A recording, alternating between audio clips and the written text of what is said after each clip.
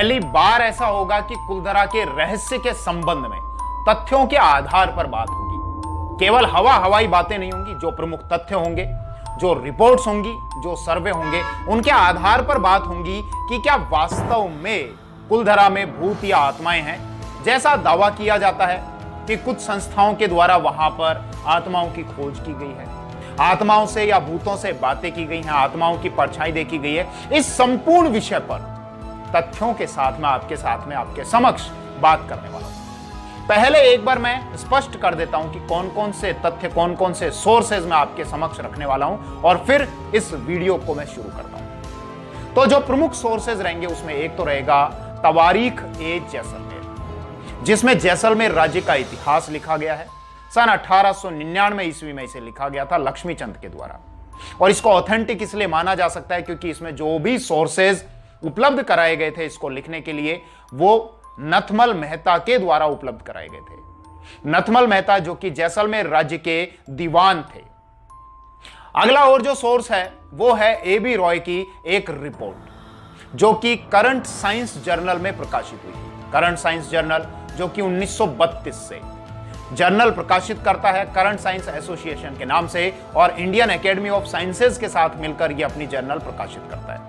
हम उस रिपोर्ट की भी बात करेंगे। इसके अतिरिक्त एक संस्था, एक सोसाइटी, पैरानॉर्मल सोसाइटी, जिसके द्वारा यह दावा किया गया था कि वहां पर उन्होंने भूतों या आत्माओं की खोज की, उनसे बात की, उनकी आवाजें सुनी, आत्माओं की परछाई देखी, उस पर भी हम बात करने वाले हैं। और इसके अतिरिक्त रेजवी सेन की एक रिपोर्ट जिसमें उन्होंने यहां के खंडहरों का या इस क्षेत्र को वीरान होने का क्या रहस्य बताया या उन्होंने क्या रिपोर्ट प्रस्तुत की। इसके अतिरिक्त यहां के जो शिलालेख हैं या स्तंभलेख हैं वो क्या कहते हैं। और फिर सबसे अंत में मैं बात करूंगा कि इस विषय पर मेरे क्या विचार हैं, मेरी क्या राय हैं। और मैं जब ऐसे ही एक स्थान भानगढ़ में भ्रमण करने के लिए गया था तो वहां पर मैंने क्या महसूस किया और ऐसे स्थानों पर जाकर आप क्या महसूस करते हैं और किस प्रकार से आपकी सोच बन जाती है और बदल जाती है, तो मैं अपने विचार भी रखूंगा। तो बात करते हैं कि आखिर कुलधरा का ये क्या रहस्य है। मैं रमन भारद्वाज और आप देख रहे हैं कुलधरा पर हमारा एक ये विशेष वीडियो। आइए शुरू करते हैं।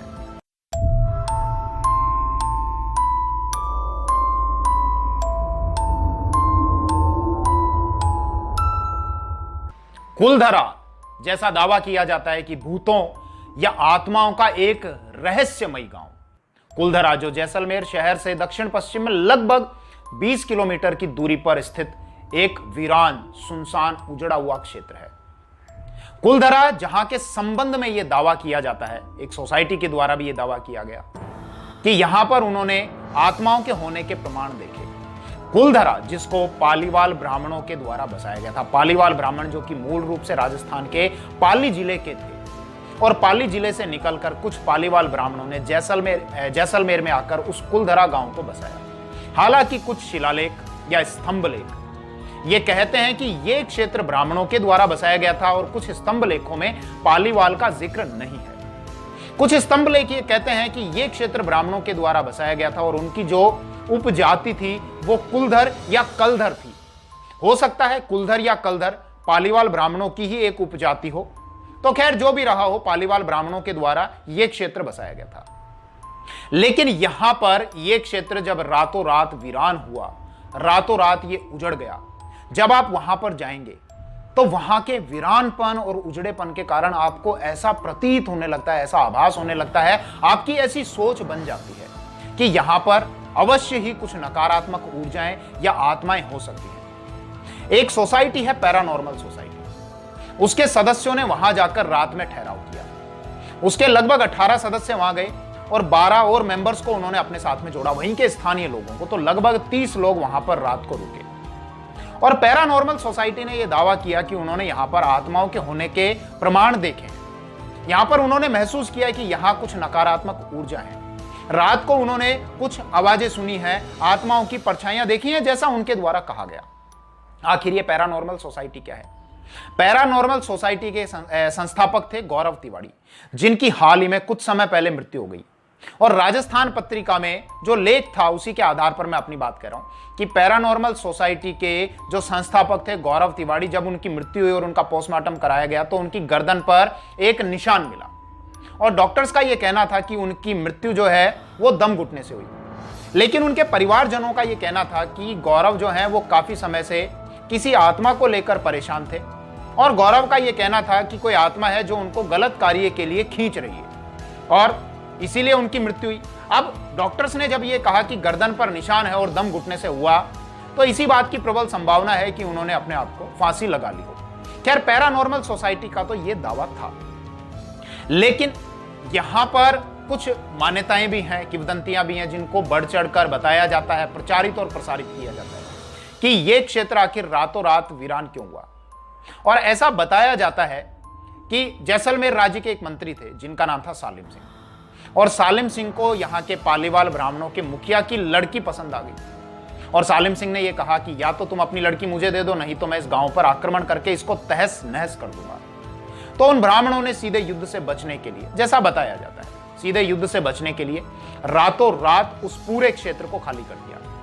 कुलधरा गांव को भी खाली कर दिया गया और आसपास के गांवों को भी खाली कर दिया गया और रातों रात हजारों की संख्या में, गौर करना, जैसा मान्यता में है, जैसा किंवदंती है, जैसा कहा जाता है कि रातों रात हजारों की संख्या में पालीवाल ब्राह्मण वहां से निकल गए, उस क्षेत्र को खाली कर दिया और जाते समय ये शाप दे गए कि इस क्षेत्र में कभी कोई नहीं रह पाएगा और यह क्षेत्र कभी भी आबाद नहीं हो पाएगा। अब देखिए, इस मान्यता का हम बड़ी आसानी से खंडन कर सकते हैं। यह जो क्षेत्र है, ये कुलधरा जो गांव है, ये 13वीं शताब्दी में बसाया गया था और एक किताब है तवारीख जैसलमेर, जिसके संबंध में आरंभ में वीडियो के इंट्रोडक्शन में मैंने आपके साथ चर्चा की। तो तवारीख जैसलमेर में यह बताया गया है कि यहां पर घरों की संख्या 400 थी, लगभग 400, और प्रति घर व्यक्तियों की औसत संख्या लगभग 4 थी, यानी हर घर में लगभग 4 लोग रहते थे। तो इस हिसाब से 1600 लोग यहां पर रहते थे। यह बात है 18वीं शताब्दी की। लेकिन जब समय आया 1815-1820 ईस्वी के आसपास का, तो उस समय यहां के लोगों की संख्या, इस कुलधरा गांव के लोगों की संख्या 800 रह गई और बाद में 1890 ईस्वी तक आते आते यहां के लोगों की संख्या 40 के आसपास में रह गई और जो घर रह गए वो मात्र 137-140 घर ही यहां पर बचे रह गए। बाकी जो घर हैं वो खंडहर में तब्दील हो गए। तो एक तो जो मान्यता में यह दावा किया गया कि रातों रात हजारों की संख्या में यहां से पालीवाल ब्राह्मण खाली करके चले गए, तो ऐसा नहीं था। मैंने आपके समक्ष डाटा रखे और उस डाटा से हम ये कह सकते हैं कि एक ही रात में ये पूरा क्षेत्र खाली नहीं हुआ, क्योंकि जनसंख्या में धीरे धीरे गिरावट आई। एक साथ यहां के लोग इस क्षेत्र को खाली करके नहीं गए। तो अब क्या कारण हो सकता है कि लोग धीरे धीरे इस क्षेत्र को खाली करके गए?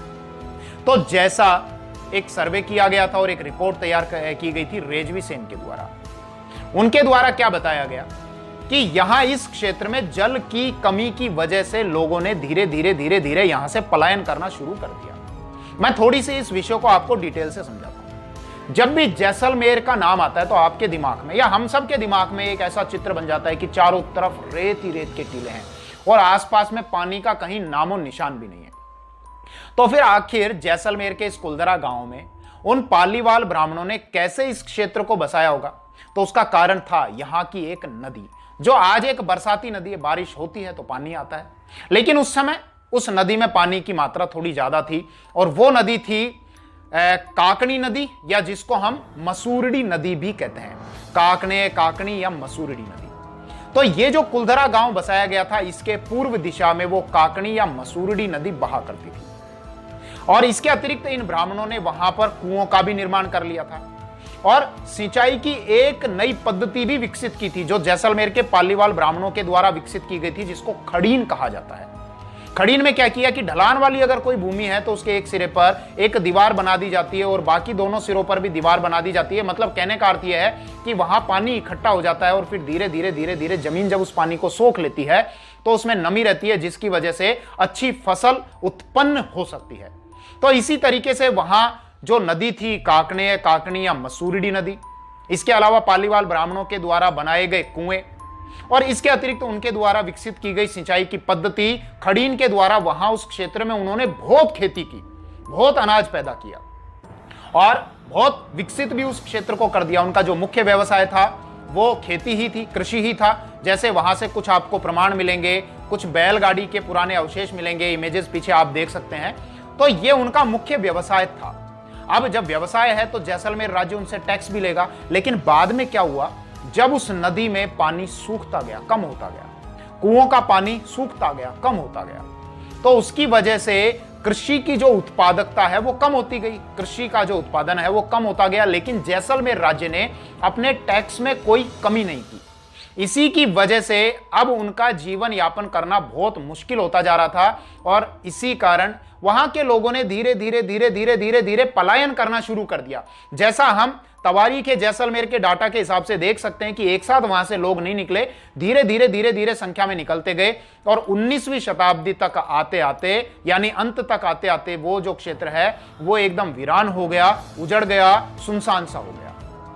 लेकिन अब एक सवाल ये दिमाग में पैदा होता है कि लोगों ने जब वहां से पलायन शुरू किया तो आखिर वो क्षेत्र पूरा इस प्रकार से खंडहर कैसा हो गया जैसे वहां पर किसी ने तबाही मचाई हो। तो देखो, इसके दो कारण हैं। एक तो ये कि वहां की जो जलवायु है बहुत ज्यादा गर्मी है, रात में बहुत ज्यादा सर्दी पड़ती है, तो टेम्परेचर में जब इतना ज्यादा उतार चढ़ाव होता है तो उसकी वजह से अपक्षय और अपरदन होता है, जिसकी वजह से चीजें टूटती हैं, बिखरती हैं।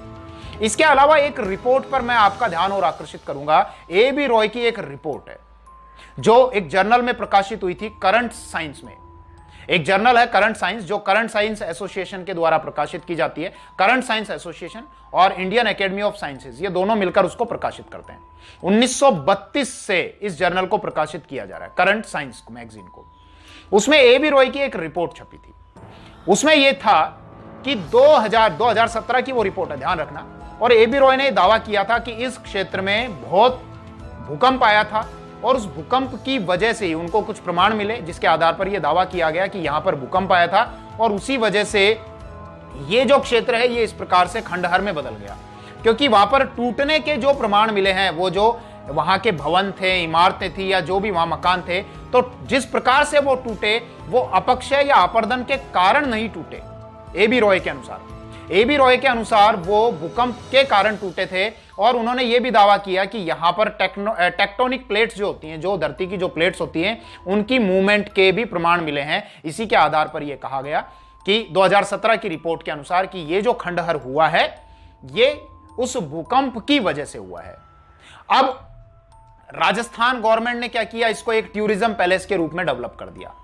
और ये जो इस प्रकार की किंवदंतियां चला दी गई, मान्यताएं शुरू कर दी गई कि ये क्षेत्र रातों रात वीरान हो गया, उजड़ गया, तो इस प्रकार की जो बातें फैलाई जाती हैं वो केवल इसलिए फैलाई जाती हैं ताकि उसको एक मुख्य टूरिज्म स्थल के रूप में विकसित किया जा सके। क्योंकि जब तक किसी जगह पर आपको चटपटी बातें किसी जगह के संबंध में सुनने को नहीं मिलेंगी तो वहां घूमने के लिए लोग नहीं जाते हैं। जैसे मैं अपना एक एक्सपीरियंस बताता हूं। मैं वीडियो शूट करने के लिए गया था भानगढ़ में। भानगढ़ अलवर जिले में आता है और भानगढ़ भी वैसी ही जगह है, एक हॉन्टेड प्लेस है जैसा कुलधरा को कहा जाता है।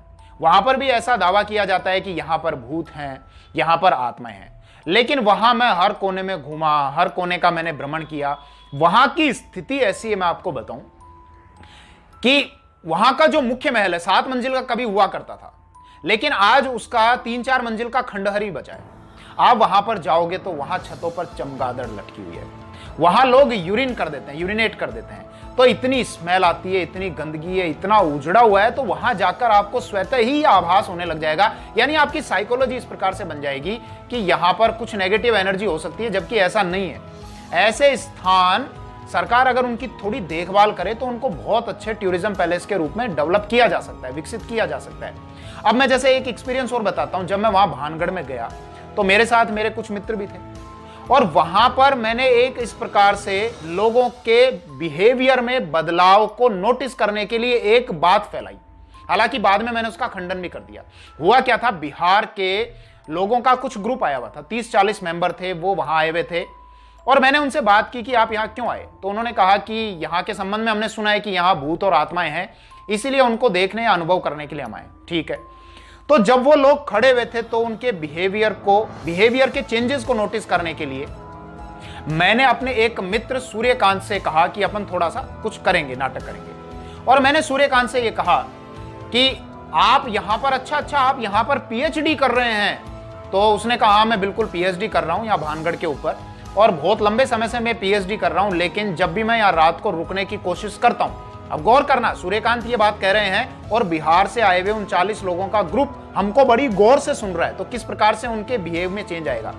तो सूर्यकांत ने यह कहा कि मैं यहाँ पीएचडी कर रहा हूं, लेकिन जब भी मैं यहाँ रात को रुकने की कोशिश करता हूं तो मेरे मुंह में जो है वो झाग आ जाते हैं, मुझे चक्कर आ जाते हैं, और कई बार तो ऐसा हुआ कि मैं बेहोश हो गया।